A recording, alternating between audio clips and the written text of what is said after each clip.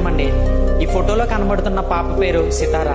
ఈ పాపకి year infection వచ్చి నోస్ కి కనెక్ట్ అయిందండి. దానివల్ల పాపకి శ్వాస తీసుకోవడానికి ఇట్లా చాలా ఇబ్బంది పడుతుంది ఆ పాపని హాస్పిటల్లో చేర్పించిన తర్వాత మేము వెళ్ళి చూసామండి కళ్ళ గోదావరి న్యూస్ టీం ద్వారా. అక్కడ చూసినప్పుడు ఆ తల్లిదండ్రుల బాధ, ఆ పాప బాధ చూసినప్పుడు గుండె తరుక్కుపోయిందండి. నేను ఎప్పుడు చేతులు జోడించి ఎవరిని ఏం అడగలేదు.